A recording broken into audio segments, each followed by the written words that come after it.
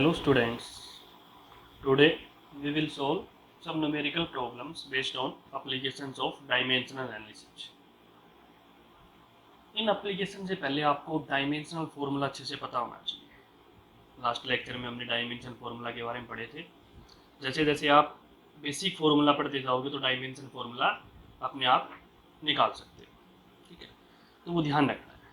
कुछ क्वांटिटी होती है जिनका सेम डायमेंशन होता है, तो वो भी आपको ध्यान रखना है। जो क्वांटिटी जिनका सेम डायमेंशन होता है, ठीक है। देखो,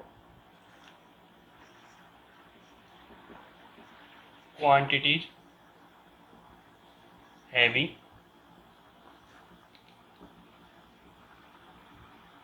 सेम डायमेंशन, ये वैसे ध्यान रखना आपको जिनका सेम डायमेंशनल फॉर्मूला होता है। जैसे देखो, फर्स्ट m0 l0 t-1, ये हम किस किस के लिए यूज करते हैं? m0 l0 t इनवर्स या t-1। Angular frequency frequency frequency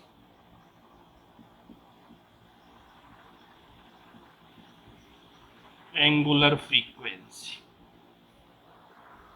okay. Angular velocity,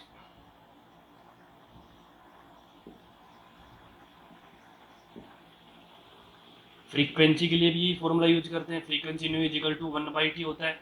angular frequency के लिए भी यही यूज करते हैं। एंगुलर वेलोसिटी के लिए भी यही यूज करते हैं। और आप आगे पढ़ोगे वैसे, और भी ध्यान रखो, velocity gradient,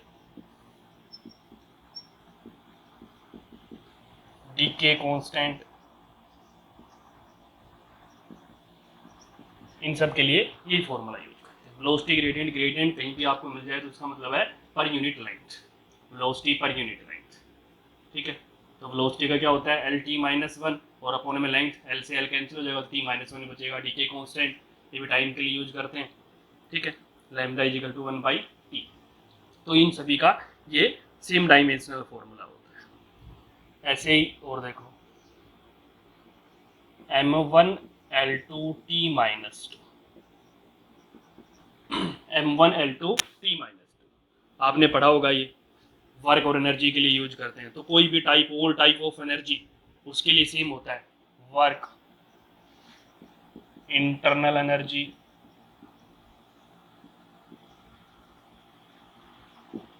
potential energy, kinetic energy, mechanical energy, सभी जितनी भी टाइप की, और इसके अलावा जो बच गई जो भी टाइप है एनर्जी की, उन सभी का सेम डायमेंशनल फॉर्मूला होता है। यूनिट क्या होती है? जूल होती है एनर्जी की, वर्क और एनर्जी की। तो डायमेंशन फॉर्मूला भी इन सब का क्या होगा? सेम होगा। इसके अलावा ध्यान रखना, टॉर्क, ये कई बार पूछ लेता है किनका डायमेंशन फॉर्मूला सेम है। इसमें कुछ क्वांटिटी दे दी और उनसे पूछे आपको किनका डायमेंशन फॉर्मूला सेम है। टॉर्क या मूवमेंट ऑफ फोर्स,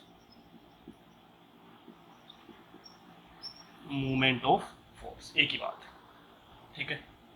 टॉर्क का मतलब कपल होता है या मूवमेंट ऑफ फोर्स, ये सब, इन सब का एक डायमेंशनल फॉर्मूला होता है।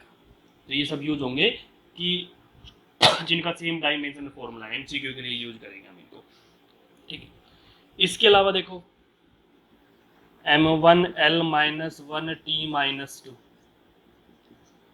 m1 l-1 t-2, ये कहाँ कहाँ यूज करेंगे? ये pressure, stress, young modulus, bulk modulus, जितनी भी टाइप की आप पढ़ोगे 6 यूनिट में, modulus of rigidity, bulk modulus, young modulus, इन सभी के लिए सेम होता है, ठीक है। देखो, प्रेशर, स्ट्रेस, स्ट्रेस और प्रेशर सेम डायमेंशन फॉर्मूला होता है। यंग मॉडुलस,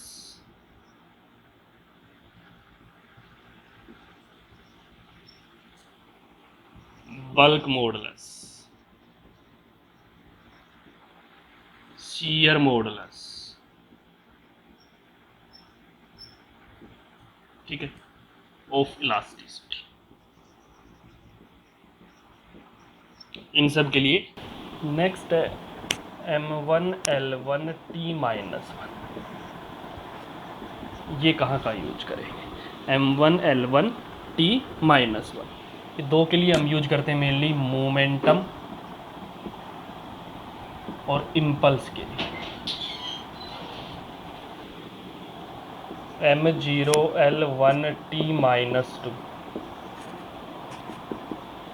M0L1T-2 ये हम यूज करेंगे ग्रेविटेशनल फील्ड इंटेंसिटी और एक्सेलरेशन ड्यू टू ग्रेविटी के लिए, ड्यू टू ग्रेविटी,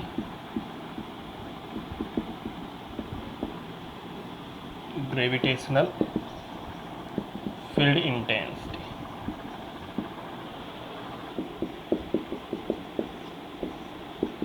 M1L1T-2 हम यूज करते हैं फोर्स के लिए, तो फोर्स में और क्या क्या आते हैं देखो, थ्रस्ट हो गया, फोर्स, वेट, एनर्जी ग्रेडियंट, ये सारे सेम होते हैं, force, thrust, weight, energy gradient. बताया था ग्रेडियंट जहाँ पे मिल जाए तो पर यूनिट लेंथ ध्यान रखना है आपको। Okay, force, thrust, weight, energy gradient, इन सब का सेम डायमेंशनल फॉर्मूला होता है। ओके, ऐसे ही M1L2T-1, M1L2T-1, ये दोनों ध्यान रखना, कई बार पूछा जाता है, मोस्ट इंपॉर्टेंट है ये। Angular momentum and Planck's constant, angular momentum और प्लैंक कांस्टेंट का डायमेंशन फॉर्मूला सेम होता है, मोस्ट इंपॉर्टेंट है, ध्यान रखना ये वाला, कई बार पूछा जाता है। ठीक है, M1L0T-2, L0T-2,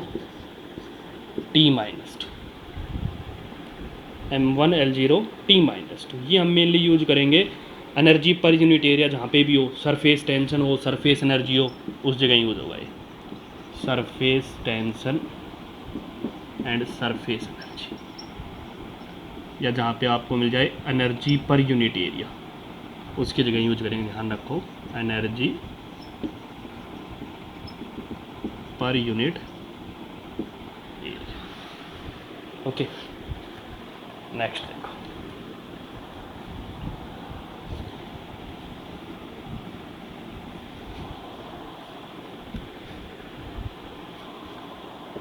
M0L0T0, ये भी इम्पोर्टेंट है, ध्यान रखना। M0L0T0 का मतलब कोई डायमेंशन नहीं है, तो ये कहाँ का यूज करते हैं? ठीक है, जो हमने पढ़ा था डायमेंशन लेस क्वांटिटी, जिनके अंदर पढ़ा था हमने, जैसे मेनली हम पढ़ेंगे स्ट्रेन, रिफ्रैक्टिव इंडेक्स, ठीक है, स्ट्रेन, रिफ्रैक्टिव इंडेक्स, एंगल, इसके अलावा और भी काफ़ी चीज़ें हैं। और आप देखो, ये तो एंगल के अंदर कोई भी हो, सॉलिड एंगल हो, चाहे इसके अलावा सिंपल एंगल हो, ठीक है। डेंसिटी में हम एक चीज़ ध्यान रखनी है, डेंसिटी में आपको रिलेटिव डेंसिटी का ध्यान रखना है, relative density, relative density, relative density क्या होती है?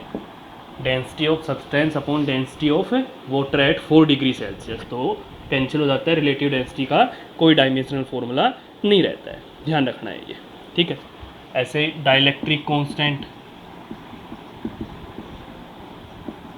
डाइलेक्ट्रिक कांस्टेंट, या इसको हम क्या बोलते हैं, relative permittivity, relative permittivity, epsilon R से तो डिनोट करते हैं, या डाइलेक्ट्रिक कांस्टेंट के से भी डिनोट करते हैं, ठीक है। एक ही बात है, दोनों का मतलब सेम चीज़ है, रिलेटिव परमिटिविटी हो या डाइलेक्ट्रिक कांस्टेंट हो, दोनों का मतलब सेम है, ठीक है। डिस्टेंट ग्रेडियंट हो, वो भी एक ही बात है, ग्रेडियंट बताया डिस्टेंस पर यूनिट लेंथ होता है, कोई भी ग्रेडियंट हो तो डिस्टेंस ग्रेडियंट या डिस्प्लेसमेंट ग्रेडियंट, डिस्टेंस ग्रेडियंट, मतलब ये कुछ ऐसी क्वांटिटीज़ हैं जिनका कोई डायमेंशनल फॉर्मूला नहीं होता है, ठीक है। ऐसे ही और पढ़ोगे, रिलेटिव परमेबिलिटी भी होता है, म्यू आर से डिनोट करते, ध्यान रखो अभी, रिलेटिव परमेबिलिटी,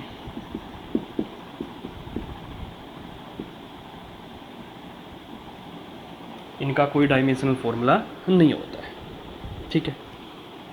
नेक्स्ट देखो, M0L2T-, ये मेनली हम यूज करेंगे पोटेंशियल के अंदर, ठीक है, ग्रेविटेशनल पोटेंशियल और लेटेंट हीट के अंदर, gravitational potential and latent heat, इनके अंदर यूज करेंगे। ठीक है, m0 L2 T-2 θ-1, ये भी ध्यान रखना है। Thermal capacity